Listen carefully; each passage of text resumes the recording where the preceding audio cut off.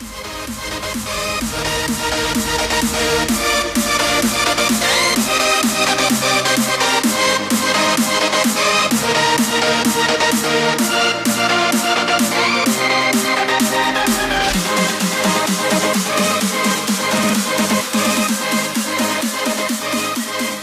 guys, and welcome back to my channel. A lot of you guys had requested for me to do a full in-depth tutorial on how I get my super clean cut crease looks. Now, if you guys have been watching my videos, you know that I do a lot of cut crease looks because that's just kind of what I'm drawn to. So if you're interested in learning some tips and tricks to perfect your cut crease technique, then please keep watching. So first things first, you want to start off with a nice base on your eyelid. So I just started out with some of my Tarte Shape Tape to prime my eyelid and get rid of any discoloration.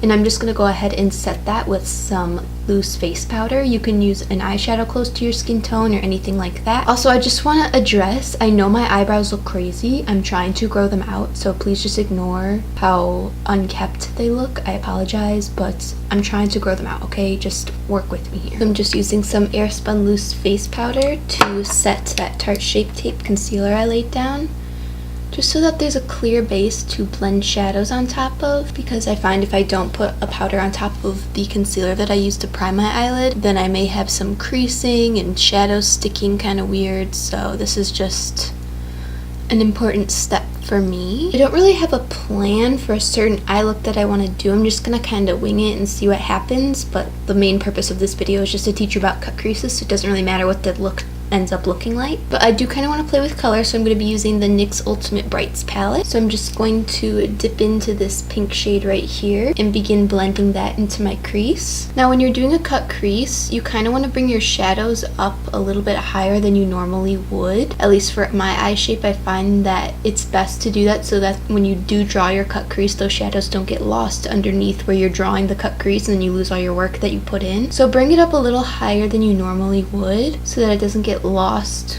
behind the cut crease. I do tend to draw my cut creases a little bit higher than my actual crease of my eyelid just to be sure that there's no transfer, and we'll get to that. But just trust me and go a little bit higher than you normally would. If you guys want a full video on my eyeshadow tips and tricks for blending and all that jazz, I'll have it linked right here. There should be a little eye that comes up with it. But I did a whole video on that to help you guys out if you are interested. So I'm just going to keep building that pink color so it is at its full pigmentation, and just keep going back and forth with that color and blending it out. So I am going to finish off blending my eyeshadow and all that stuff, and I'll come back to you when we're actually drawing the cut crease. Just know that the shadow should be a little higher than you normally would blend it up to, so just keep that in mind and I will be right back. Okay, so now I have some actual shadow on my lid. I just ended up using that pink shade we used initially, then this kind of hot purple shade and some of this teal shade into my crease of my eyelids just to get us a nice base for the cut crease. Now, like I said, you want your shadow to go up a little bit higher than you normally would have it. That just is what works best for me.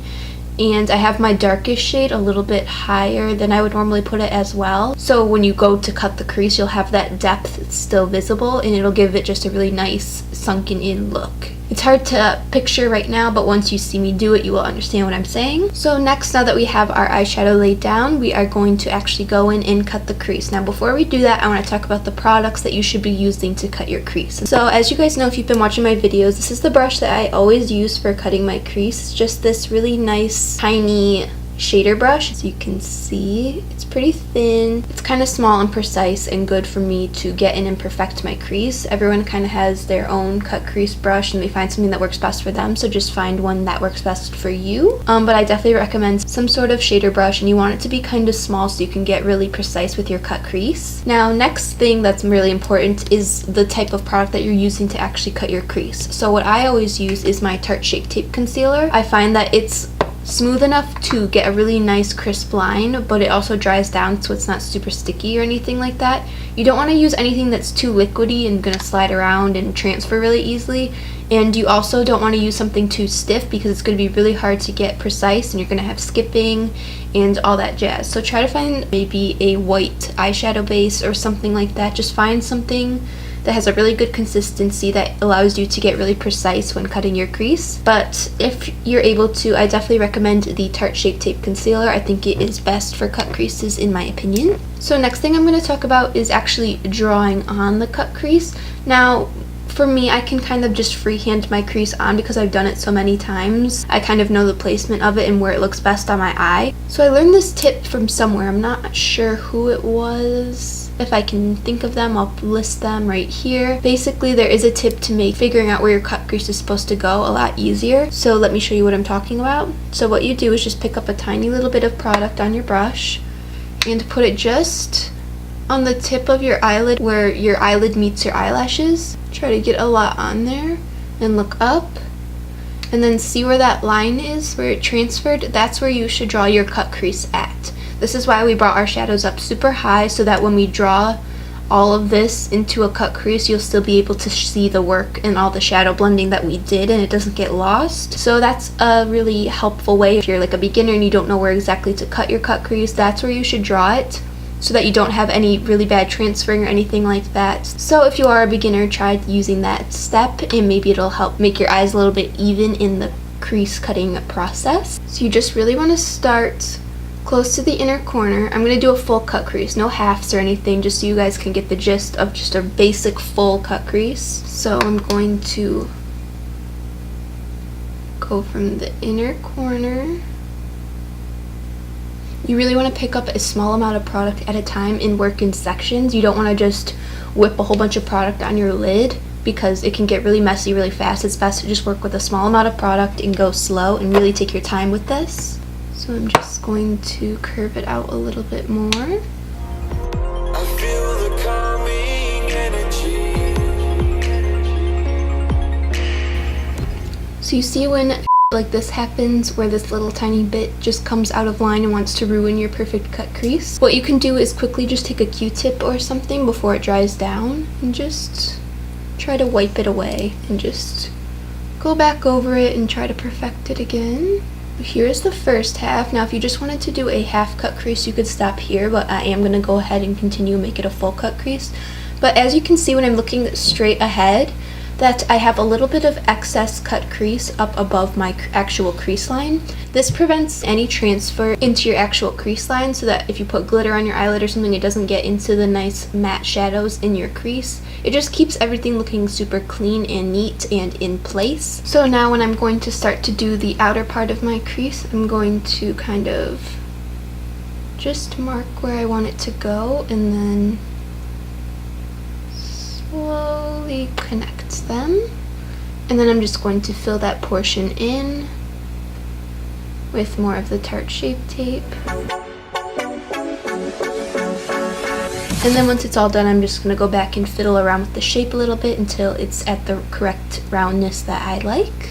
I find that the bigger you go with your cut crease, the bigger that your crease actually looks, which gives you the illusion of having larger eyes, so that's always a plus. Okay, so this is probably about where I will stop. It's not perfect, but I find that if you fiddle around too much with the cut crease, it's like eyeliner, and you will eventually just get way too big, and it'll be really hard to go back and fix.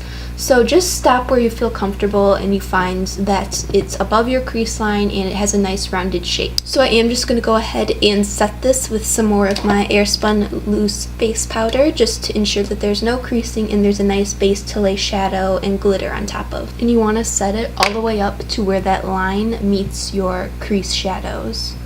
You want to set every little bit of this concealer. So now that this crease is set and ready for the next step, I'm going to go ahead and finish off this eye so that it matches this eye, and I will be right back.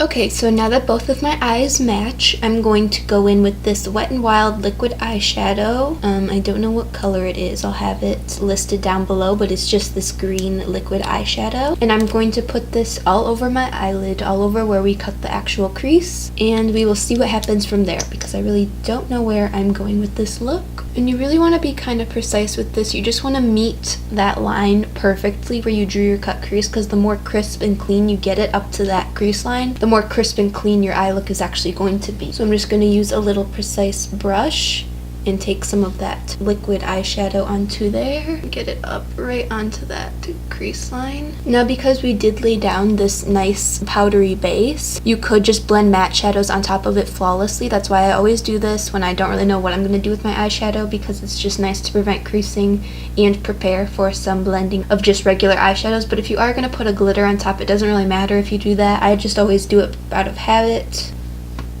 See, this is why I shouldn't come on here without planning my looks, because I just end up creating a hot mess, but you know, we're just gonna work with it. So over top of this in the center, I'm going to add some of this glitter from Jazzy Glitter.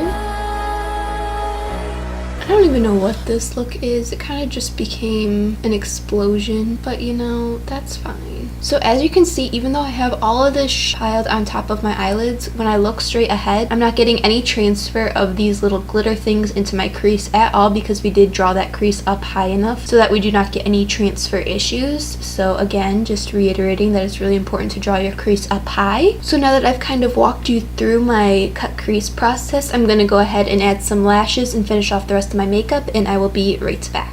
So this is the finished look. I will have all the product details listed down below if you are interested in my lipstick or my lashes or anything like that. So I really hope that this video was able to help some of you guys out and give you a little bit more guidance on cut creases. I know they're a little bit more difficult, but with time and practice, you will be able to have the perfect clean cut crease. I really hope that you guys enjoyed, and if you did, please don't forget to like and subscribe and hit the notification bell if you want to be notified right when I upload. It really means a lot to me and helps me out so much. Thank you guys so much for watching, and I will see you guys in the next one. Bye guys!